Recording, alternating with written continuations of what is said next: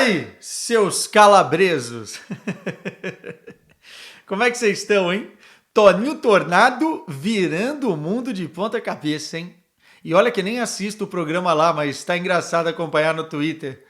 Ai, meu Deus, o que significa calabreso? Nem o cara que inventou sabe. Ó, meus queridos, sejam bem-vindos a mais um vídeo aqui no canal. Bora falar do encerramento do mercado de transferências, um pouquinho do Tugão, um pouquinho da Bundesliga, vai ser um mix aqui. Não vou falar, obviamente, de todos os clubes, senão eu tinha que passar aqui a noite inteira. Vamos falar do Bayern de Munique, do Bayer Leverkusen, também do Borussia Dortmund. Vamos falar no Tugão do Porto, do Benfica, do Sporting, um pouquinho do Braga também. Enfim, vamos fazer esse compilado aqui. Quem foi bem, quem foi mal, o que eu gostei, o que eu não gostei, o que vocês gostaram e o que vocês não gostaram. Deixe nos comentários, likezinho, já é de praxe, e se inscrevam no canal. Mas antes de mais nada, antes de qualquer coisa, eu preciso mostrar isso aqui, ó. Cara, eu tô emocionado, ó. Sabe o que é isso, cara? Ó, olha que coisa. Isso aqui nem precisa de terno, ou como eles dizem aqui em Portugal, de fato, para ir para o casamento, hein? Camisa da seleção da Escócia, que estará, inclusive, na Eurocopa de 2024, comemorativa dos 100 anos, né? 1873, essa camisa foi lançada em 2023, e a galera do Fora da Área, quem não conhece, vai lá no Instagram e procura o Fora da Área Sports, que eles me mandaram de presente do Brasil para Portugal. E essa aqui eu tô emocionado, ó. Acho que eu não vou tirar ela mais não, nem para dormir. Coisa linda, maravilhosa.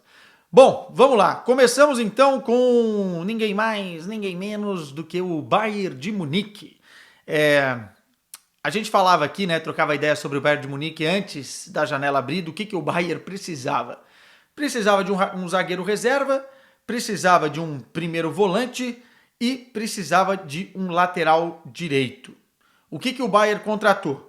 Um zagueiro reserva, Eric Dier, um lateral direito, Sacha Boey, e também contratou um ponta esquerda, ou seja, o primeiro volante dançou nessa. Mas tem explicação e vamos ver se funciona, né?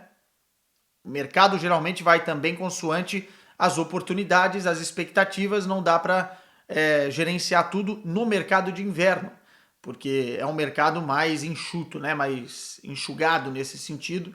Você não consegue fazer tantas contratações, o mercado não gira tanto quanto é o mercado de verão. Mas vamos uma por uma, né? Até chegar o Brian Saragossa, que foi apresentado hoje, espanhol, ponta esquerda, que nem eu falei. Começando com o Dier, acho que pelo valor que foi pago, valor praticamente irrisório ali, enfim, pela vontade dele de vestir a camisa do Bayern de Munique, pelas características dele de poder ser esse zagueiro e também poder jogar de primeiro volante, e por ele aceitar ser o quarto zagueiro do time, né? Ou seja, muito provavelmente vai passar a temporada toda no banco de reservas, entrando eventualmente, é mais um cara para dar descanso para os outros do que outra coisa, e também por ele ter experiência na Premier League, experiência em Liga dos Campeões da Europa, eu acho que o custo-benefício foi positivo. Não seria a minha primeira opção, entretanto, entendia o movimento e acho que os jogos que ele fez até aqui, né, já estreou inclusive com a camisa do Bayern de Munique, não comprometeu. É um jogador um pouco mais lento, é um jogador que você tem que tomar cuidado para utilizá-lo quando o time adversário tiver peças rápidas, né, especialmente na Liga dos Campeões da Europa, mas é um jogador que vai ficar bem na reserva do Bayern de Munique. Como eu falei, custo-benefício legal. Sacha Boey, lateral direito. Gostei muito, tá? Para mim, a melhor contratação do Bayern de Munique nesta janela e vai ser um cara para o futuro, né? É jovem, tem vídeo aqui no canal falando muito sobre ele, um dos últimos vídeos aí, francês, enfim, vai acrescentar muito nas características defensivas, porque ele é muito bom na parte defensiva 1 contra 1, ele tem muita coisa que o Mazraoui, por exemplo, não tem. O Mazraoui é um cara mais de último terço, de chegada ao ataque, mas o Sacha Boey me parece ser mais completo, né? A todos os níveis, também chega muito bem na parte ofensiva, e é um cara com muito mais fôlego, muito mais fome na marcação. Acho que quero ver como é que vai desenrolar aí o Thomas Tuchel, mas esse já chega para ocupar a vaga de titular, até pela necessidade, né? O Bayern de Munique teve que correr. O valor, 30 milhões de euros, é a maior compra do Bayern de Munique numa janela de inverno, isso quer dizer muita coisa, mas hoje em dia, se você quer agarrar esse tipo de jogador, que tinha aí a concorrência de clubes ingleses, Arsenal, Manchester United, tinha também o Paris Saint-Germain de olho, você precisa fazer esse movimento. O Bayern de Munique está entendendo que para certas contratações não é de ser avarento, né? Mas precisa soltar um pouquinho a mão, senão você perde a concorrência. E nesse caso específico, com as lesões e com o Mazraoui fora por conta da seleção, ficou nítido que o Bayern de Munique precisava de alguém para o setor e o Bayern de Munique apostou bem. Muito melhor do que seria o Trippier, por exemplo, que estava sendo cotado e que acabou dizendo não, um jogador do Newcastle. Brian Saragossa. Não era para vir agora, né? Já estava contratado para a janela de verão, ou seja, chegaria na próxima temporada. É um jogador jovem, não tão jovem assim, mas vem do Granada. De estatura, é um jogador que me preocupa, né? Ali na casa dos 1,60 m e muitos. Mas, enfim, me parece muito habilidoso e foi uma opção do Bayern de Munique para substituir e para ter mais um jogador no setor, já que o Coman está lesionado, o Gnabry está lesionado, o Coman saiu lesionado no último jogo, então o Bayern de Munique teve que antecipar uma parada que iria rolar no verão, né? Inclusive teve que dar mais dinheiro. A transferência como um todo, se eu não estou enganado, gira na casa dos 15 milhões de euros. Pela idade, ok, pela posição, ok, mas o Bayern teve que fazer esse esforço financeiro para tentar trazer agora e antecipar isso justamente pela necessidade. Eu acho, estou vendo muitos fóruns na Alemanha dos torcedores do Bayern, o pessoal muito empolgado. Eu acho que tem que segurar um pouco as expectativas, porque sair do Granada para ir para o Bayern de Munique tem todo um caminho, tem todo um buraco para ser preenchido aí.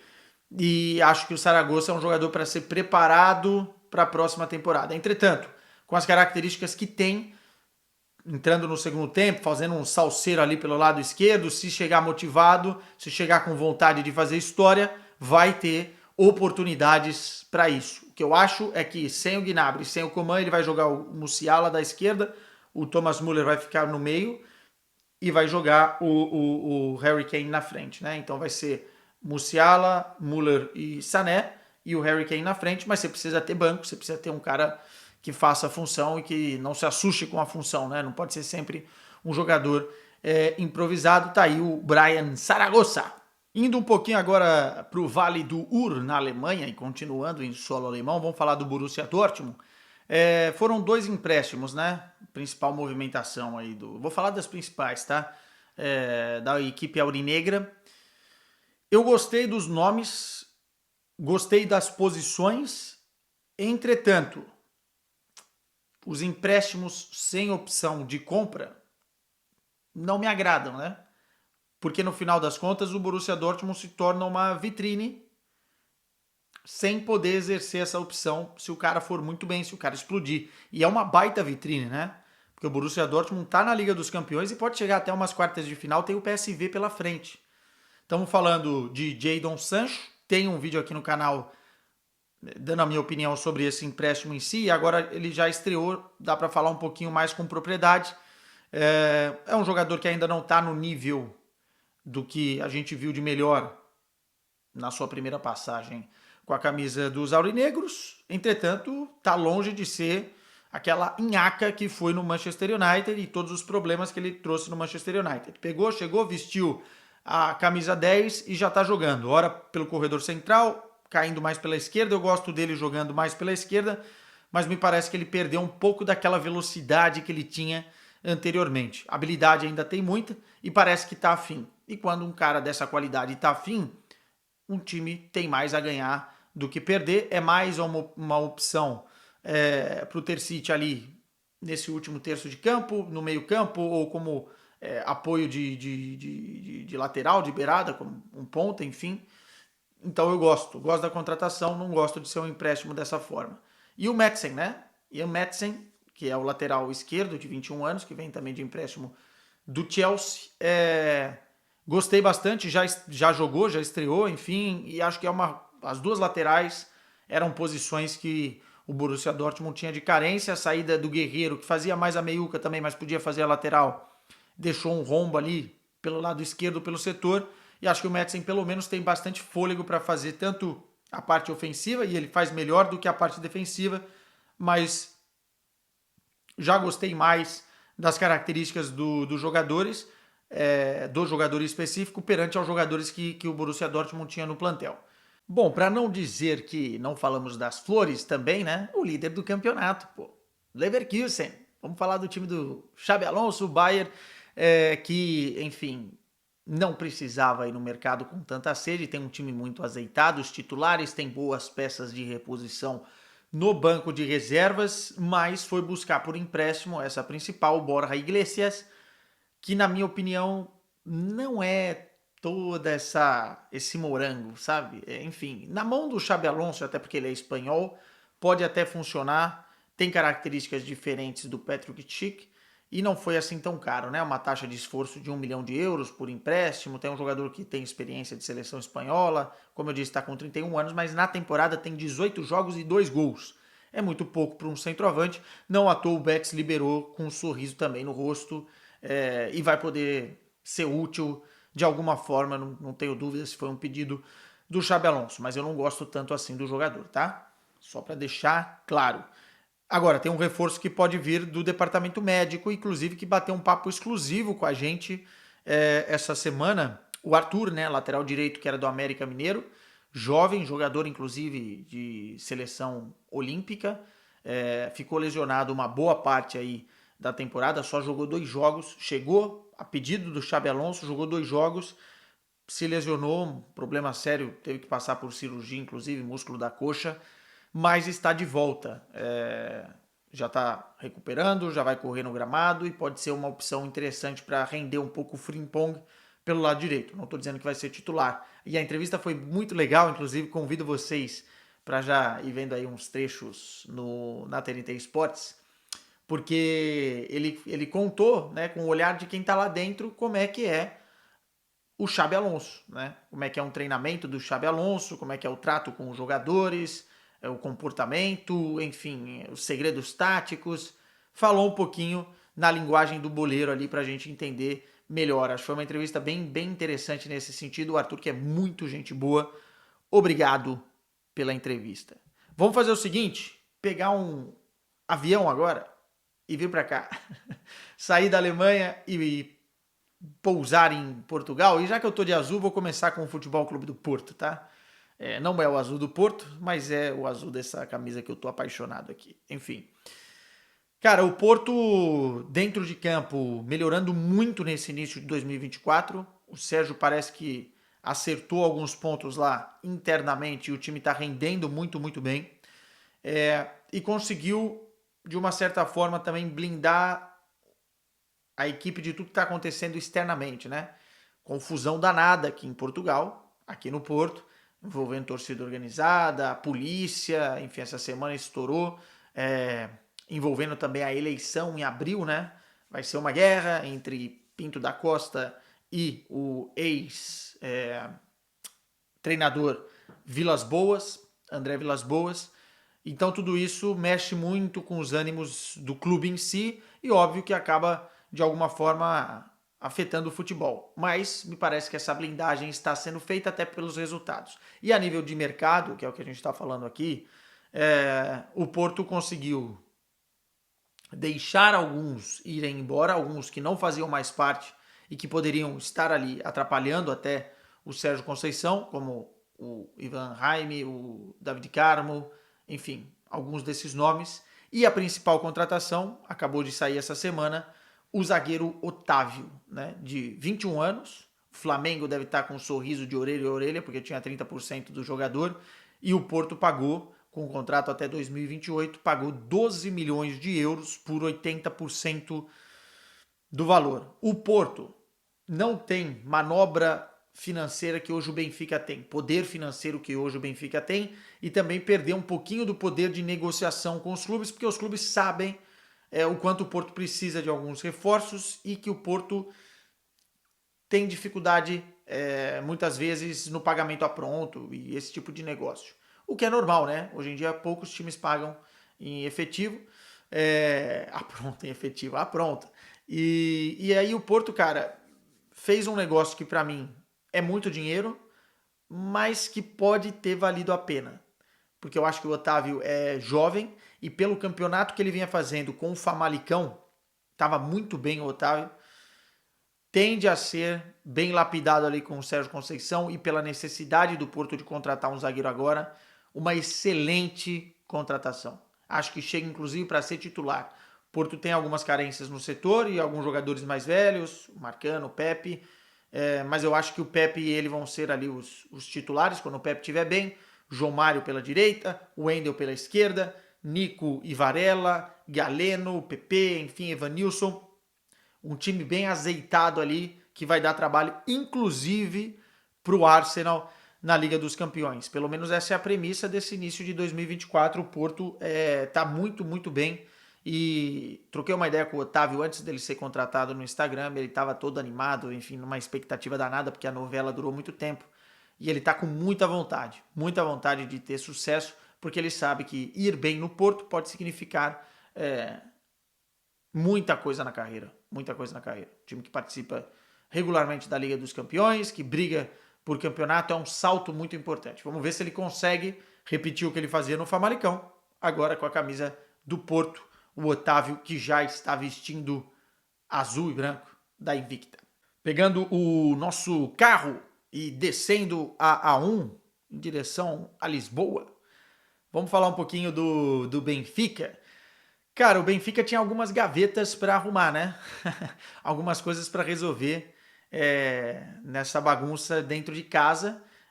O time realmente caiu da Liga dos Campeões de uma forma abrupta, ninguém estava esperando a eliminação da forma que foi. Conseguiu se classificar para a Europa League, mas precisava resolver algumas pendências, né? Os unfinished business que o Benfica tinha. E fez isso. Acho que usou muito bem essa janela, tanto com jogadores que já não eram parte do plantel, quanto outros que estavam ali, mas estavam a mais. Né? Então, por exemplo, João Vitor foi para o Vasco, negociação, Lucas Veríssimo não foi para o Corinthians, mas acabou sendo para o Benfica uma boa venda e resolveu a parada. Você tinha o Gonçalo Guedes, que não estava jogando, que precisava jogar, não ia ter tanto espaço, foi para o Villarreal. Enfim, o Jurasek, que é, para mim, um erro de cálculo, né? No mercado de verão, o clube precisava do lateral esquerdo, talvez a primeira opção não estivesse disponível, foram buscar o Jurasek, pagaram muita grana, mas aí tem o seguinte também, né? Muita gente falando, não pode, o Benfica não pode pagar muita grana no Jurasek. Algumas coisas vão dar certo, outras não. O mercado está louco e a galera sabe que o Benfica tem dinheiro. Então isso acaba gerando situações como o Jurasek. Agora foi emprestado para o Hoffenheim, mas trouxe jogadores também, né? Trouxe o Carreiras, 2 argentinos, o Rollheiser, belo nome para um argentino, né? Para ser um jogador ali, eventualmente na próxima temporada substitui o Rafa, que deve ir embora. É um jogador para o futuro. O Prestianese, sim, mais ainda para o futuro. Jogador que é comparado, inclusive, como o Di Maria, né? O novo Di Maria. Acho que tem que ir com calma, mas me parece ser um menino especial. E argentinos do Benfica, a gente sabe que tem um contexto legal. E, obviamente, o Marcos Leonardo chegando, né? Por um valor alto, tá? Para o Benfica é um valor alto. Tem vídeo aqui no canal falando sobre essa chegada do Marcos Leonardo. Aliás, agradecer o torcedor benfiquista. Toda vez que eu faço um vídeo aqui, vocês me dão muita moral. É um dos vídeos mais assistidos do canal, é o do Marcos Leonardo. E o Marcos Leonardo tem 3 jogos no campeonato, 3 gols, né? E saindo do banco de reserva sempre. Na Taça da Liga acabou perdendo o pênalti, é verdade, perdeu um gol importante, mas faz parte do processo. E o que é mais importante, pelo menos o que estão me dizendo de dentro para fora, é que o Marcos Leonardo está se integrando muito bem. E está tendo paciência e tranquilidade no banco de reserva, sabendo que o futuro dele é com a camisa encarnada. E bateu o santo, hein? Com a torcida, bateu o santo com o clube, tá muito feliz o seu Marcos Leonardo. Foi uma boa contratação. Hoje é banco de reservas do Arthur Cabral. E para isso também o Benfica conseguiu liberar o Musa por um valor interessante. Afinal, era um jogador que talvez não teria também tanto espaço assim. Com a volta do Bá na lateral, vai liberar o Osners mais para o meio campo. E tudo vai se acertando nessa equipe do Roger Schmidt. Obviamente precisa jogar mais, precisa demonstrar mais, mas eu acho que o Benfica conseguiu fazer esse trabalho de casa bem feito neste mercado. E claro, destacar o Marcos Leonardo, que para nós brasileiros é a contratação mais sonante, né? E aqui a gente quer mais ver em campo. Talvez nessa briga pelo título aí, ainda em Lisboa, o Sporting era o time que menos precisava se reforçar, né? Até porque se reforçou muito bem no verão, né? E tem uma bela equipe, um belo meio-campo, Morita, enfim, o Hjulmand. Tem também lá na frente o Pote, o Edwards, o Trincão, o Animal, a Besta, o Gyökeres, fazendo gol à torta e ao direito, e o Rubem Amorim no banco de reservas fazendo todo mundo jogar bem. Mas trouxe 2 jogadores, Rafael Pontelo, que é, enfim, brasileiro de 20 anos, veio do Leixões, jogador para zaga, mas é mais para o futuro do que para ser assim uma grande opção agora. E trouxe também o Kuba Coindrendi. Parece ser um meia criativo, enfim, que tem fogo, tem bala, e pagou 4 milhões de euros, né? Mais uma aposta. Na mão do Rubem Amorim, eu não dou nada para esse menino, que ainda é um menino, se tornar um excelente reforço. Então o Kuba chegando aí é o reforço sportinguista. Agora, pegando o nosso comboio, como eles dizem aqui em Portugal, um trenzão, indo até o norte de Portugal agora, lá em Braga, comer uns rojões e falar de futebol, falar dos reforços do Braga. Acho que o torcedor do Braga tá chateado, sinceramente, porque não veio o zagueiro. Os caras queriam um zagueiro, o Arthur Jorge sabia da necessidade, é um setor que preocupa. A defesa do Braga, talvez do time todo, é o que menos inspire tanta confiança assim, né? É um time que toma muitos gols e sofre muito e precisava talvez de um reforço no setor. Mas, no final das contas, trouxe o número 10, né? O Chernodur, jogador que vem do jovem, 19 anos, que vem do Paris Saint-Germain por empréstimo, funcionando essa conexão Paris Saint-Germain e Braga, né? O Qatar, que é dono do Paris Saint-Germain, tem uma parcela significativa do Braga, e isso não significa que vai rolar uma troca de jogadores constante, mas agora rolou um empréstimo, não estava bem no PSG ou não estava tendo oportunidades, vai ter oportunidades no Braga. O que deixa um pouquinho desconfiado é que o jogador que chega assim do Paris Saint-Germain no Braga talvez pense que tem lugar cativo. E o meio-campo e o ataque do Braga talvez são os setores, aí o time acabou de ganhar a taça da Liga, que rendam mais. Tem jogadores ali indo muito bem, né? Tem o Zalazar, por exemplo, você tem o Horta, o Ricardo Horta, você tem, enfim, o Carvalho brasileiro, tem vários jogadores ali que estão bem, o Moutinho. Então eu não sei se o Chernobyl vai ter essa cabeça, se tiver bom jogador, tem habilidade, é um jogador diferente e tal, mas eu não sei se vai ter essa cabeça de saber esperar o momento certo. Veremos, né? Mas o Braga ficou com a taça da Liga, mas está um pouquinho distante, um pouquinho sendo generoso, distante da briga pelo título do Campeonato Português, que vai ficar, para mim, entre Benfica, Porto e Sporting. Meus caros, beijo para vocês. Amanhã tem Gelada com Quesada e Bruno Formiga, hein? Polêmicas vazias irão rolar por aqui. E eu quero a presença de todo mundo. 11 da manhã, horário de Brasília, e 2 da tarde, horário de Portugal. E vou me despedir, claro, fazendo um carinho aqui, no mamilo. Não, melhor, no símbolo da Escócia. Que beleza de camisa, né, cara? Tô apaixonado. Tchau pra vocês. Até amanhã no Gelada.